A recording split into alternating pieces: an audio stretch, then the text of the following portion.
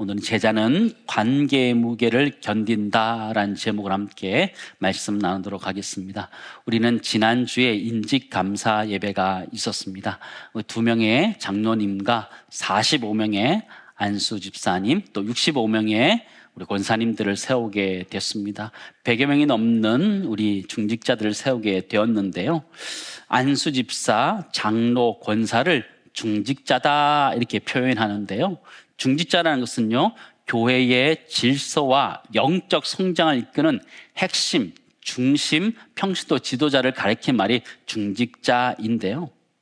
이 중심, 핵심을 이룬다라는 중직자라는 의미인데 도리어 이게 좀 짐이 되어서 무거운 중직자 같다라는 생각을 저는 해보기도 합니다. 서리 집사 때보다 안수 집사, 권사가 되었을 때 훨씬 더 책임감이 있기 때문에 무게를 느낀다, 그런 생각을 해보게 됩니다. 예수님을 따랐던 제자들도 마찬가지다라는 생각을 해보게 되는데요.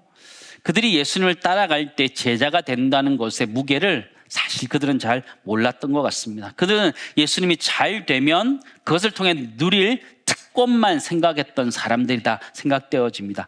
마태복음 20장 말씀 보실까요? 예수께서 이르시되 무엇을 원하느냐 이르되 나의 이 두 아들을 주의 나라에서 하나는 주의 우편에 하나는 주의 좌편에 앉게 명하소서, 이렇게 하죠. 예수님께 요청하는 것이죠. 주님이 잘 됐을 때 하나는 우편에 하나는 좌편에 좀 앉혀달라 이야기하는 것이죠. 주님이 그들에게 너희가 구하는 것을 알지 못한다 이렇게 지적하셔요.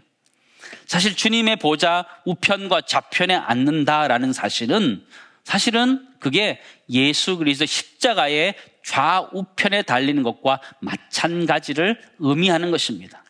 그런데 제자들이 있어야 되는 예수님의 그 십자가의 좌우에 누가 달렸어요? 강도들이 달렸던 것이죠. 제자들이 있어야 되는 그 자리를 강도들에게 뺏겼다라는 것이 굉장히 의미가 있다 생각되어집니다. 주님은 이렇게 말씀하셨습니다. 마태복음 20장 26절에서 27절 말씀 보시면 너희 중에는 그렇지 않아야 하나니 너희 중에 누구든지 크고자 하는 자는 너희를 섬기는 자가 되고, 함께 읽습니다. 너희 중에 누구든지 으뜸이 되고자 하는 자는 너희의 종이 되어야 하리라. 그렇죠? 제자의 길이라는 것은요, 영광스러운 길이기도 하지만 사실은 어떤 길이라고요? 십자가의 길이고 십자가의 자리라는 것을 우리는 잘 알고 있습니다. 윌리엄 펜의 책 제목으로 잘 알려져 있는 No Cross, No Crown이라는 말이 있습니다. 십자가 없이는 면류관이 없고 고통이 없으면 승리의 종려나무도 없다라는 말이 있는 것처럼 제자로서 살아가는 데는 큰 무게가 있습니다. 중직자로 살아가는 것, 임명받고 살아가는 것, 무게감이 있다는 것을 우리는 알게 되는데요. 목회자로서 또 장로로서 또 교회를 섬긴다는 것은 언제나 이 어깨 위에 짐을 하나 지고 가는 것 같다는 생각을 하게 됩니다. 누가 지어주지 않아도 그 어깨에 짐을 지고 살아가는 것이 목회자이고 또 장로이고 또 중직자다라는 생각을 해보게 되는데, 제자로서 지고 있는 짐이 무엇인지, 무게가 무엇인지 함께 나누기를 원합니다. 첫 번째, 제자로서의 무게가 있는데 그것이 무엇이냐면 실족하게 하지 말아야 되는 책임이 제자들에게 있다라는 것입니다. 교회 사역은 참 어려운 것 같습니다. 교회 사역은 일일까요? 사람일까요? 교회 사역은 일이기도 하고 사람이기도 합니다. 교회에서 어떤 일들을 판단할 때 참 어렵습니다. 일로 판단해야 될지 사람으로 판단해야 될지 참 많이 어렵기 때문입니다.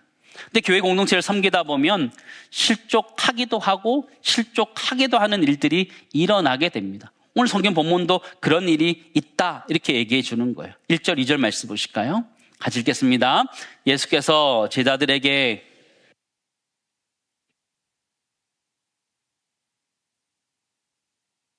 그가 이 작은 자 중에 하나를 실족하게 할진대 차라리 연자 맷돌이 그 목에 매어 바다에 던져지는 것이 나으리라. 그죠? 너무 무서운 말씀 아니에요? 작은 한 사람이 실족하게 되면 차라리 연자 맷돌을 들고 바다에 빠지는 것이, 죽는 것이 더 낫다, 이렇게 심각한 얘기를 하는 거예요. 너무너무 두렵은 말씀이죠. 제자들에게는 그 책임이 있다 이야기하는 거예요. 여러분, 교회 공동체는 연약한 그릇과 또 같습니다.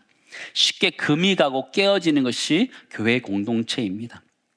교회 공동체는 강제할 수 있는 것이 아무것도 없습니다. 조그만 충격에도 깨질 수 있는 것이 교회 공동체입니다. 성경 우리를 질그릇이다 표현하고 있는데, 여러분, 그릇에는 세 가지 종류가 있습니다. 토기가 있고 도기가 있고 자기가 있습니다. 어떻게 다를까요? 여러분, 토기라는 것은요, 조금 낮은 온도에서 굽는 거예요. 그리고 유약을 바르지 않고, 그러면 물이 많이 흡수되는 거친 표면을 가진 것이 토기이고요.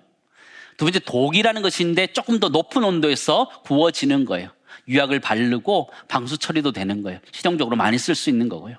자기라는 것은 훨씬 더 높은 온도에서 구워지는 건데요, 유약도 바르고 단단하고 청한 소리가 나는 것이 자기인데요, 저는 이렇게 생각해 보았습니다. 처음 신앙생활하는 분들은 토기와 비슷하다는 생각을 해보게 됩니다.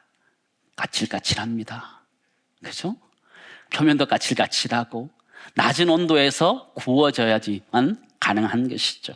그러다 점점 신앙이 자라면서 여러 환난과 시험을 당하면서 중원에서 구워지는 것처럼 도기가 되어가는 것 같아요. 실제적으로 쓰일 수 있는 도기가 되어가는 것 같아요. 그리고 오랜 신앙생활을 하면서 또 연단되어지고 큰 어려움들을 잘 이겨내고 나면 자기 같은 사람이 되는 것 같아요. 웬만한 충격에 끄떡도 하지 않습니다. 그죠? 시험도 잘 들지 않아요. 실족하지 않아요. 두들기면 청한 소리가 날 만큼 언제든지 두들겨도 청한 소리가 나는 그런 사람이 되는 것 같아요. 자, 성도 여러분, 여러분은 토기입니까? 여러분은 도기입니까? 여러분은 자기입니까? 네. 어떤 것 같아요? 여러분은 토기인가요? 독인가요? 자기인가요? 여러분, 도자기라 그러잖아요. 그죠? 우리가 최소한 도자기 정도는 되어야 되지 않을까라는 생각을 하게 됩니다. 하나님 우리를 아름답게 작품을 만드셨는데 여러 가지 시험과 연단을 통해서 잘 만들어져서 웬만한 충격이 깨지지 않는 튼튼한 도자기 같은 믿음 가질 수 있기를 간절히 소망합니다. 교회 공동체는 굉장히 연약한 공동체예요. 그래서 쉽게 깨질 수 있어요. 그래서 조심조심 하는 거죠. 말 한마디도 조심해야 되고 행동 하나도 조심해야 되는 거예요. 제자들은 그런 사람들이라는 거예요. 신앙생활 하면서 내가 할 말 다 하면서 산다? 성숙한 사람 아니고 제자 아니라는 거예요. 할 말 있지만 하지 않는 것, 그게 진정한 제자의 모습이나, 상대방이 상처받을 수 있다면 그 말을 자제할 수 있는 것, 그게 진정한 제자의 모습. 제자는 타인의 영혼에 민감한 사람이다라는 것들을 우리 잊지 않았으면 좋겠습니다. 두 번째, 제자로서의 무게가 있는데 그거는 끊임없이 용서해야 된다는 부담감입니다. 성경은 하루에 7번이라도 용서하라 이렇게 이야기하고 있습니다. 3절 4절 다 같이 읽겠습니다. 너희는 스스로 조심하라. 만일 내 형제가 죄를 범하거든 경고하고 회개하거든 용서하라. 만일 하루에 7번이라도 내게 죄를 짓고 7번 내게 돌아와 내가 회개하노라 하거든 너는 용서하라 하시더라. 그렇죠? 7번 죄를 짓고 7번 용서해 주는 거 쉬울까요? 어려울까요? 어렵습니다. 우린 기본적으로 3-4번까지는 가능할지 모르겠습니다. 하루에 3번, 그것도 쉽지 않아요. 근데 오늘 본문에서 이야기하고 있는 것이 무엇일까요? 7번 하라, 숫자적인 의미, 용서를 반복하라는 의미를 가지고 있는 것이 아니에요. 이 얘기는 관계를 포기하지 말라는 거예요. 관계 회복을 포기하지 말라는 것이 7번 용서하라 말씀에 들어있는 진성한 말씀이라는 것이죠. 여러분, 용서 그러면 우리 요셉이라는 사람 잘 알잖아요. 요셉은 어렸을 때 어머니를 잃었어요. 이복 형제들과 함께 자라면서 굉장히 미움을 많이 받으면서 자랐어요. 그리고 그 형들의 손에 팔려서 보디발의 집에 종이 됩니다. 그 위에 또 어떻게 되냐면 그는 죄수로서 갇히게 되는 일을 겪게 되죠. 채색 옷을 입었던 왕자같이 살던 그가 종이 됩니다. 종의 옷을 입었지요. 또 그가 모함을 얻어서 그는 감옥에 갇히고 죄수가 되는 것이죠. 끊임없이 추락하는 것이 그의 삶이었습니다. 시험 들 수 있고 실족할 수 있었던 것이죠. 그가 한을 품고 살았지 않을까 우리는 충분히 생각할 수 있습니다. 그러나 그가 그렇게 하지 않습니다. 그가 충분히 형들을 복수할 수 있는 명분도 있었고 능력도 있었는데 그렇게 하지 않습니다. 왜냐하면 하나님 때문에 그렇게 하는 거예요. 창세기 50장 말씀 보시니까 이렇게 되어 있어요.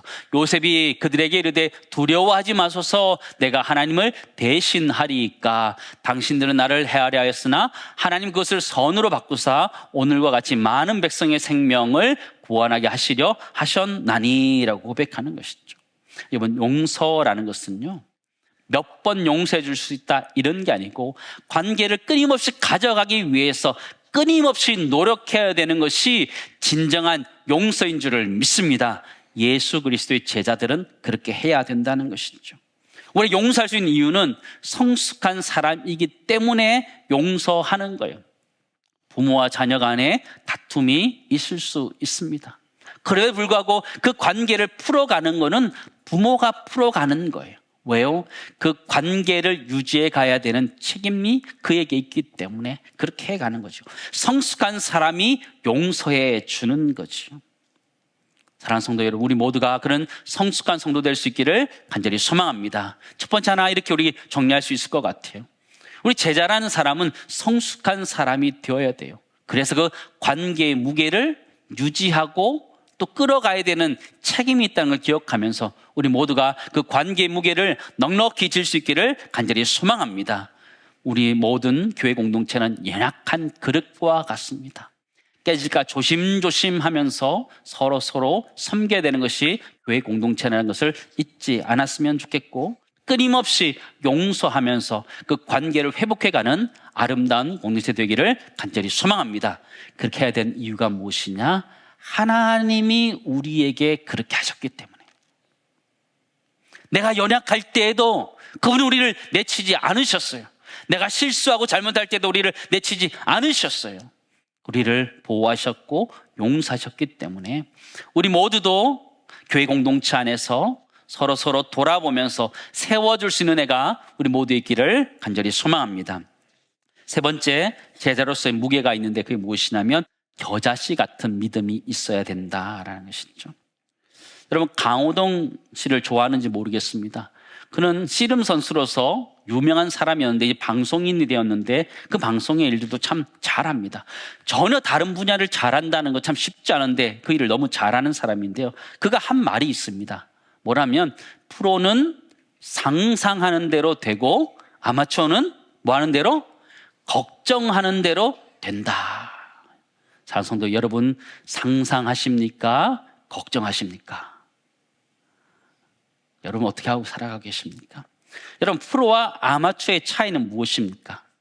돈을 받냐 안 받냐 그 차이인가요? 아니요. 프로와 아마추어의 차이는 실력의 차이입니다. 근데 이 실력의 차이가 어디서 오느냐? 관점의 차이에서 온다라는 것이죠. 프로는 이기는 것을 상상하는데 아마추어는 지는 것에 대해서 걱정하는 사람이다. 이렇게 이야기하는 거예요. 믿음의 세계도 마찬가지예요. 천국은 침노하는 자의 것이다 말씀하셨어요. 믿음으로 나아가는 자 하나님께서 쓰시는 것이죠. 작지만 믿음을 가지고 있을 때, 생명력의 믿음을 가질 때 주님이 쓰시는 거예요. 주님은 제자들이 믿음을 달라고 했을 때 겨자씨 한 알 같은 믿음만 있어도 충분하다 이렇게 말하고 있어요. 5절 6절 말씀 보실까요? 같이 읽습니다. 사도들이 주께 여짜오되 우리에게 믿음을 더하소서 하니 주께서 이르시되 너에게 겨자씨 한 알만한 믿음이 있었더라면 이 뽕나무더러 뿌리가 뽑혀 바다에 심기어라 하였을 것이요 그것이 너에게 순종하였으리라. 그렇죠? 겨자씨의 핵심은요, 작지만 괜찮다 이런 얘기하는 게 아니에요. 생명력이 그 속에 있느냐 그 얘기를 하는 거예요. 예수님은 믿음의 양을 이야기하는 것이 아니라 믿음의 질을 이야기하고 믿음의 방향을 이야기하는 것이죠. 믿음이라는 것은 하나님을 향해 있는 것, 그것이 믿음이라는 것이죠. 본문에서 제자들은 굉장히 부담을 느꼈던 것 같아요. 실족시키면 연자맷돌을 내고 바다에서 죽는 게 더 낫다 이런 말을 들었어요. 끊임없이 용서해야 되는 걸 들었어요. 너무너무 부담스러운 거예요. 그래서 제자들은 주님에게 우리에게 믿음을 더해달라고 요청하는 거예요. 주님이 그런데 믿음을 더해야 된다 이런 얘기 하지 않아요. 믿음이 부족해서 제자의 질을 가지 못하는 것 아니다 그렇게 얘기하는 것이죠. 드디어 주님은 너희에게 겨자씨 한 알만한 믿음만 있어도 된다라고 이야기하는 거예요. 그거는 살아있는 믿음이어야 된다는 거예요. 살아있는 믿음. 작지만 강하고 살아있는 믿음이어야 된다. 이런 얘기하는 거예요. 성경은 작은 자가 천을 이루고 약한 자가 강국을 이룬다. 그게 성경의 기록이에요. 성경의 말씀이고 하나님의 선포예요. 제자는 믿음을 달라고 요구하지만 하나님은, 주님은 우리에게 겨자씨 같은 살아있는 믿음이 필요하다 말씀하시는데, 그 믿음이 있기를 주님은 축원합니다. 믿음은 크기가 아니라 하나님을 향해 있을 때 가능하다는 거예요. 관계의 무게를 견뎌가는 것, 그 사람의 힘으로 안 돼요. 하나님을 바라볼 때 가능해요. 믿음이 작아서가 문제가 아니라 믿음이 하나님께 향하지 않았기 때문에 문제가 되는 것이라는 거예요. 여러분, 우리가 언제 실족하고 시험 들게 돼요? 내 믿음이, 내 마음이 하나님을 향하지 않았을 때에 실족하게 되는 거예요. 사람을 바라보니까 실족하는 거예요.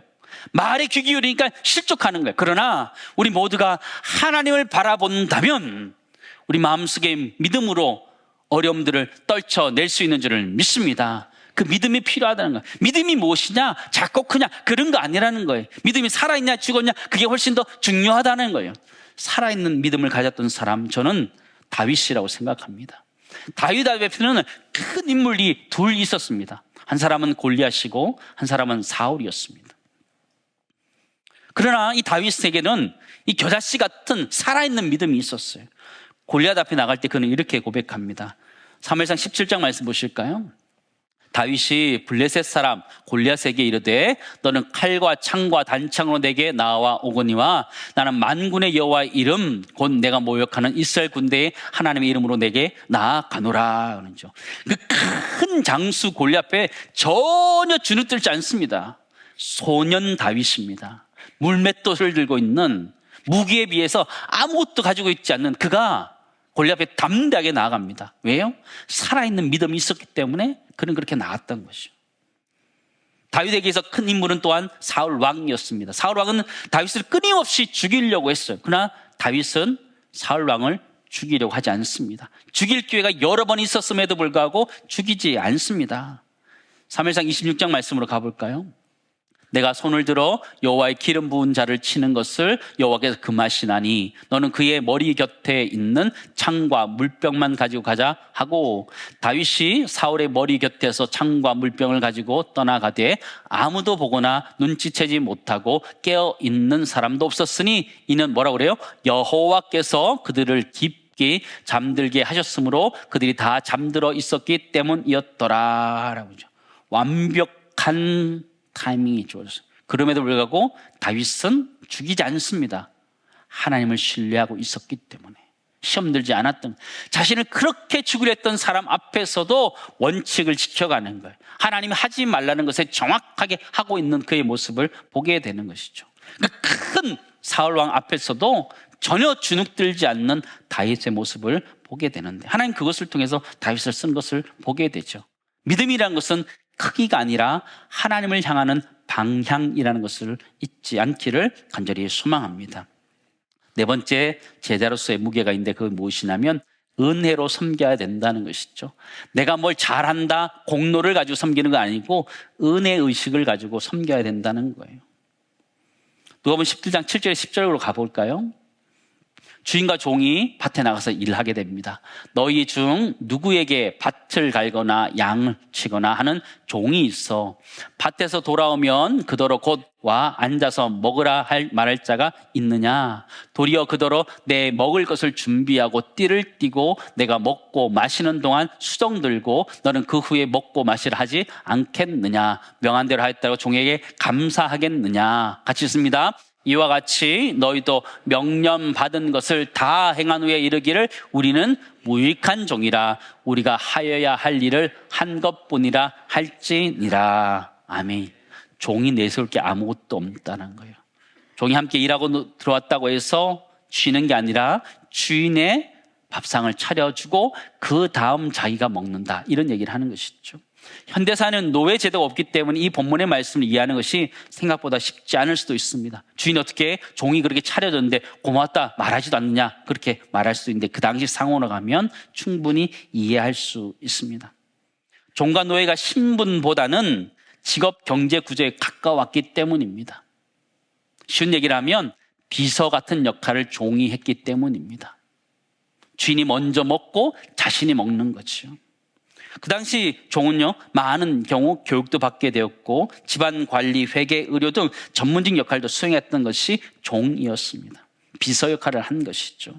주인의 것을 다 준비해줬다고 해서 본인이 내가 정말 잘했다, 주인이 칭찬 드려야겠다, 그렇지 않는다는 거예요. 당연한 것이다라는 거예요. 당연한 것이다. 성경은 무익한 종이다 이렇게 표현하는데 쓸모없다 이런 게 아니에요. 쓸모없는 것이 아니고 공로를 주장할 수 없다라는 얘기인 거예요. 의무를 다한 종이다라는 것이죠. 무익하다는 것이죠. 그런 의미에서 우리 모두는 하나님 앞에서 의무를 다하는 종인 줄을 믿습니다. 내가 1년을 열심히 섬겨왔다고 해서 내세울 것 아무것도 없어요. 하나님의 은혜인 줄을 믿습니다. 우리 교회가 되어져 가는 것, 우리의 삶이 되어져 가는 것 다 하나님의 은혜인 줄을 믿습니다. 그 은혜의식이 없으면 공로의식이 살아가는 거예요. 내가 이렇게 했기 때문에 교회가 이렇게 됐다, 내가 이렇기 때문에 우리 부서가 있다, 이런 착각들을 하게 되는 거예요. 그게 아니라는 거예요. 하나님의 은혜 때문에 여기까지 왔다는 것을 잊지 않고 살아가는 은혜가 우리 모두에 있기를 간절히 소망합니다. 우리 가정도, 우리의 부서들도, 또 우리가 섬기는 것들도 다 하나님의 은혜로 여기까지 왔다는 것을 고백할 수 있기를 간절히 소망합니다. 사도 바울은 진짜 그런 사람이었던 것 같아요. 고린도전서 15장 10절 말씀 보실까요? 그러나 내가 나된 것은 하나님의 은혜로 된 것이니 내게 주신 그의 은혜가 헛되지 아니하여 내가 모든 사도보다 더 많이 수고하였으나 뭐라고요? 내가 한 것이 아니요 오직 나와 함께 하신 하나님의 은혜로다. 아멘. 내가 한 게 아니고 하나님의 은혜다. 우리 교회의 사역이나 섬김이 그런 거 아니에요? 열심히 수고했죠. 왜 수고 안 했겠어요? 열심히 눈물 흘리면서 누가 하나 실족할까 열심히 했죠. 그럼에도 불구하고 어려움들이 있죠. 그래서 여기까지 온 거죠. 되어졌을 때 고백할 수 있는 게 뭐예요? 내가 한 것이 아니요 오직 나와 함께 하신 하나님의 은혜로다. 사랑하는 성도 여러분, 우리 교회를 섬기면서 내가 이런 것을 했다라는 공로의식을 버리시기 바랍니다. 그리고 하나님의 은혜 가운데 당연히 해야 되는 것들, 그 당연히 해야 되는 것들에 하나님 은혜를 주셔서 여기까지 왔다라고 고백할 수 있는 신실한 하나님의 청지기 되기를 간절히 소망합니다. 마지막 두 번째 나누기 원하는 것은요, 제자는 섬김의 무게를 견디는 사람인데 그는 겸손한 사람이기 때문에 섬김의 무게를 견딘다라는 것들을 기억하셨으면 좋겠습니다. 사랑하는 성도 여러분, 예수님은 제자를 부르실 때 단순히 배우는 사람이나 기술을 가진 사람이 아니라 관계의 무게를 견딜 수 있는 사람으로 부르셨다는 것을 잊지 않았으면 좋겠습니다. 마지막에 정리했으면 좋겠는데요, 같이 읽도록 하겠습니다. 같이 읽겠습니다. 제자는 실족시키지 않는 거룩한 책임의 사람이 되어야 합니다. 제자는 관계를 포기하지 않는 끝없는 용서의 사람이 되어야 합니다. 제자는 온전한 믿음의 사람이 되어야 합니다. 제자는 공로가 아니라 은혜로 살아가는 섬김의 사람이 되어야 합니다. 읽고 나니까 좀 어떠세요? 여전히 무겁다 생각이 드시죠? 거룩한 책임의 사람, 끝없는 용서의 사람, 온전한 믿음의 사람, 겸손한 섬김의 사람, 참 되기가 쉽지 않아요. 그러나 우리가 우리의 믿음을 하나님께 고정하고 나아가면 우리 모두가 이 짐을 충분히 지고 가게 되는 줄을 믿습니다. 2026년 임명받은 우리 모두가 그런 마음을 가지고 주 안에서 섬겨갈 수 있기를 간절히 소망합니다.